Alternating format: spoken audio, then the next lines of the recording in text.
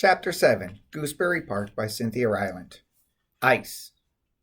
New babies alone cannot change the designs of fate, and no one knew, not even Gwendolyn, the drama that lay just ahead for Stumpy and for all the animals in Gooseberry Park. The park had known its share of danger. The animals had lived through drought and the specter of a dying river. They had watched a tornado take a few trees from the south side one spring. There had been deep snow and lightning, and the threat of a boy with an air rifle. But what they were about to face was a danger none of them could have imagined. When just before dawn the freezing rain began to fall, Gwendolyn, looking out Professor Albert's window, knew that a day of trouble had arrived. Morning came, and the steady pick, pick, pick of icy pellets against the house kept Professor Albert and Kona and Gwendolyn at the window, their faces full of concern. And as the day wore on and the ice thickened, the earth all around them began to suffer. Ice dropped from the sky and covered everything. It coated houses, swing sets, streetlights, telephone wires. It encased picnic tables, cars, fences, trains. And it froze trees. The trees were first wet and cold and slick. Then the slickness hardened and became ice. And the ice grew thicker and thicker and heavier. And soon the trees began to bow their weary limbs until finally the limbs snapped, crashing to the ground. The sap froze in other trees and exploded with a sound like gunpowder as they fell. Professor Albert had just planted a pink dogwood and a small flowering crabapple and a ginkgo tree. All three were too young to withstand the assault of the ice, and during the course of the afternoon they dropped one by one. Professor Albert had tried to run out and throw a quilt over the ginkgo, but he fell down his front steps and slid all the way to the mailbox. Kona stood at the door and barked and barked. The professor hobbled back into his house, muttering that he should have moved to Florida with all of the other retired professors.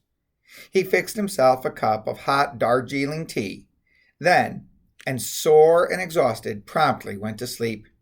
He slept so soundly tucked under a knitted throw on his living room sofa that even the loudest snap of falling branches didn't stir him. Kona and Gwendolyn were left to do all of the worrying. And of course, it was not the fate of the ginkgo trees that had them knotted up inside. It was the fate of their small squirrel friend and her newborn children. No one could have guessed which trees in Gooseberry Park would stand through the storm and which trees would fall. No one could have guessed that an old ash tree over by the river would bend and groan and suffer under the weight of the ice, but would hold steady, and that other, stronger, sturdier trees, oak trees, would break.